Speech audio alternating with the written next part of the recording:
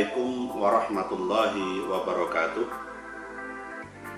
Alhamdulillah wa syukurillah wassalatu wassalamu ala rasulillah wa ala alihi wa sahbihi wa mawalah, amma ba'da, la hawla wa la quwwata illa billah. Saudara yang dirahmati Allah,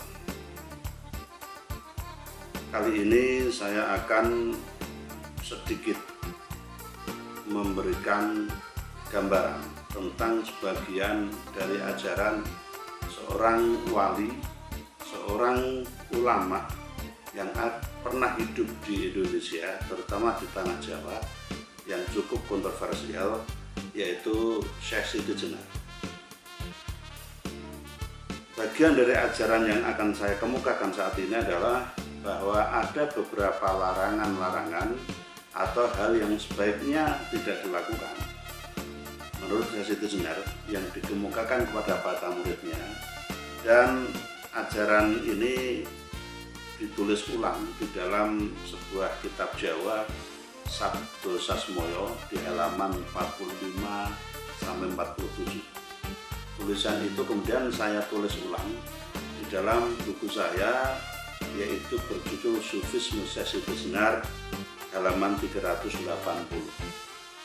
Ajaran utama yang dikemukakan oleh Syekh Siti Jenar adalah syasyahidah atau penyaksian total, kesaksian utuh terhadap Allah Subhanahu wa Ta'ala. Tetapi ajaran-ajaran pengembangannya sangat banyak, terutama dalam praktek kehidupan.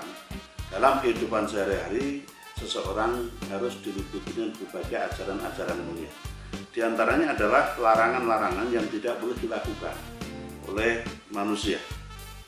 Pertama, bahwa orang itu tidak boleh memiliki daya atau keinginan yang buruk dan jelek. Artinya, apalagi melakukan perbuatan yang buruk dan jelek, sekedar memiliki keinginan itu saja, itu sudah tidak boleh. Makanya setiap pagi hari kita dianjurkan, begitu bangun tidur sebelum waktunya subuh, kita dianjurkan untuk sembahyang 1 rakaat salam.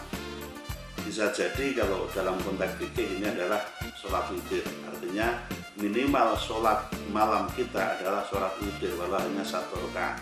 Sholat witir ini oleh Rasulullah tidak pernah ditinggalkan. Cuma dalam istilah Syekh Siti Jenar ini adalah sholat 1 rakaat salam. Kenapa begitu? Agar saat itu kita tandaskan kepada Allah SWT bahwa kita mohon dituntun, ihdinas siratal mustaqim, dituntun untuk tidak memiliki keinginan-keinginan dan perbuatan-perbuatan yang jelek dan buruk. Baru kemudian nanti disambung dengan sholat fajar, sholat subuh dan sebagainya, baru mulai aktivitas yang lain. Artinya bahwa malam ini adalah menjadi malam pertemuan dengan Tuhan. Kemudian prakteknya untuk amal kemanusiaan kita lakukan mulai pada subuh. Yang kedua, bahwa kita tidak boleh berbohong dalam hal apapun. Tentu saja ini bukan hanya ajaran Syekh Siti Jenar, semua ajaran agama demikian, termasuk apa yang pernah dilakukan oleh Syekh Abdul Qadir Al-Jailani, bahwa beliau ini tidak pernah berbohong. Bahkan ketika dihadang oleh perampok, ditanyakan punya uang, yang jawab punya sejumlah sekian, kalau mau kamu ambil silahkan diambil. Tentu saja kalau kita berada orang jahat tidak mungkin berani berkata begitu, bahkan kita akan menutupinya. Bahkan ditanya tetangga saja kita nggak mungkin akan bilang, oh saya punya uang sekian. Takut kalau mungkin ya, mungkin takut kalau ditanyakan gitu. Kemudian yang ketiga, bahwa kita dilarang, tidak boleh mengeluarkan kata-kata yang buruk, kata-kata yang jorok, kata-kata yang kotor, atau kata-kata yang saru dalam istilah Jawa, jelek. Dan juga tidak boleh mengeluarkan kata-kata yang sekiranya tidak enak didengar oleh orang lain, bahkan menyakiti orang lain. Kata saru itu kok kayaknya berasal dari bahasa Arab, kayaknya dari syarud yang memiliki muatan makna buruk, jelek dan sebagainya. Dalam Islam juga dikemukakan bahwa orang yang berhaji misalnya, dia tidak boleh melakukan kata-kata yang rofas, kotor, kata-kata yang fusuk, kata-kata yang menyeleweng dari kebenaran, dan kata-kata yang memunculkan jidal atau permusuhan, perdebatan dan sebagainya. Sehingga akhlak seseorang memang dinilai dari perkataannya.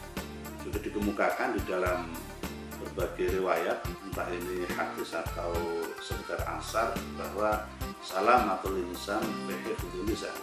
Selamat manusia terletak pada pola menjaga lisannya. Yang ketiga. Kemudian yang keempat, menurut Syaikh Jenar, seseorang itu tidak boleh memakan ikan atau daging dari hewan yang rusuh, atau dalam istilah fikih ini hewan jalalah, termasuk hewan yang diberi makanan kotor, misalnya sapi atau kambing atau ayam diberikan makanan tai atau kotoran, entah itu karena diambil makanan yang tercampur dengan kotoran atau apa, itu terhitung hewan jalalah. Kalau dalam fikih sebelum dimakan, sebelum dimakan, hewan yang pernah dikasih makanan kotoran ini harus dikasih makanan yang bersih yang baik selama 40 hari dulu baru disembelih. Tidak boleh memakan ikan atau daging dari hewan yang rusuh, tidak patut, bahkan tidak bersisik, termasuk hewan yang tidak berbulu, ini tidak boleh dimakan. Ini menurut Syaikh Jenar. Tentu saja anjuran ini tidak serta-merta berhukum haram, tetapi kemungkinan untuk lebih menjaga daya nurani, kemurnian alami dalam pola konsumsi kita, untuk lebih menjaga kebersihan, kepentingan hati kita dan pikiran kita dan sebagainya. Kemudian selanjutnya oleh Syaikh Jenar kita ini dianjurkan untuk pada masa itu tidak boleh makan nasi kecuali yang terbuat dari jagung. Pada waktu itu yang luas digunakan oleh masyarakat adalah jagung dan tanaman jagung. Bisa jadi ini muatannya muatan kesufian untuk kezuhudan, kewaraian dan sebagainya, atau juga bermuatan ekonomi agar produksi dari masyarakat ini bisa terbeli, bisa terpakai sehingga harganya bisa terkontrol dan sebagainya. Bisa juga ini dalam kerangka riyadhah kepada Allah. Tetapi bahwa makan makanan mewah dalam ajaran Syaikh Jenar ini dilarang. Sebaiknya kita makan seadanya yang sehari-hari ada di sekitar kita, yang lebih natural. Kemudian yang berikutnya bahwa kita tidak boleh mengkhianati sesama manusia dalam segala aspek, ini dilarang.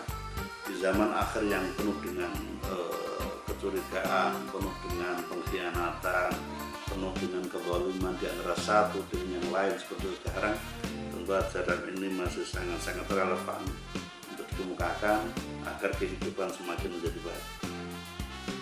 Kemudian juga yang dikemukakan oleh Syaikh Jenar ini adalah diusahakan agar orang itu tidak meminum air dari air yang tidak mengalir. Artinya air yang dikonsumsi adalah air yang mengalir. Sirkulasi air akan menjaga kemurnian air.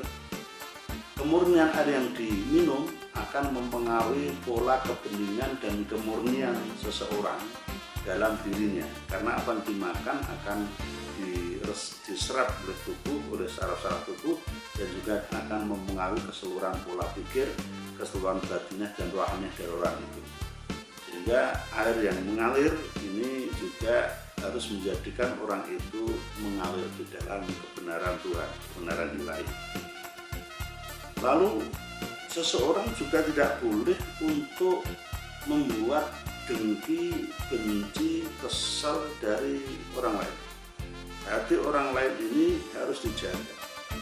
Caranya bagaimana? Kita menjaga diri kita, ucapan-ucapan kita, tindakan-tindakan kita untuk tidak membuat orang untuk iri, hasut dan sebagainya. Kalau ada orang yang hasut kepada kita karena tindakan kita, maka yang salah bukan orang yang iri, tetapi kita yang salah kepada mereka. Tapi kalau kita sudah menjaga sebaik mungkin, tetapi orang itu masih punya rasa itu, maka itu muncul sikap tabiat atau sifat mereka, dan tentu itu harus kita nasihati. Kemudian kita juga tidak boleh membuat fitnah, entah itu fitnah terkait dengan kehidupan seseorang, terkait dengan keadaan diri seseorang, terkait juga dengan kepribadian orang, biarkan saja. Selama ini tidak melanggar hak-hak kemanusiaan dan tidak melanggar hak-hak ilahiyah di dalam kehidupan kita bersama, maka orang itu biarkan seperti itu. Dalam konteks keburukan tentu kita harus mengingatkannya, tetapi cara mengingatkan juga harus baik. Dan ketika kita membicarakan keadaan orang itu, maka jangan sampai ada fitnah yang muncul dari pembicaraan kita. Kalau fitnah muncul dari tindakan mereka, tidak masalah, tetapi jangan muncul karena ucapan kita, karena tindakan kita atas orang yang kita anggap kurang baik itu. Kemudian yang terakhir, yang ke-10, oleh Syekh Siti Jenar kita dianjurkan untuk tidak boleh, bukan yang dianjurkan, tetapi tidak boleh melakukan pembunuhan seluruh isi jagat raya ini. Kalaupun kita terpaksa membunuh hewan, maka itu karena untuk dikonsumsi, bukan untuk disia-siakan. Itu diantara 10 ajaran Syekh Siti Jenar yang terkait dengan larangan dan anjuran agar tidak kita lakukan. Semoga kita bisa mendalaminya, kita bisa menerapkan atau mengejawantahkan dalam kehidupan keseharian demi keselamatan hidup kita, zahiran wa batinan, minal dunya hatta akhirah. Amin ya rabbal alamin. Wassalamualaikum warahmatullahi wabarakatuh.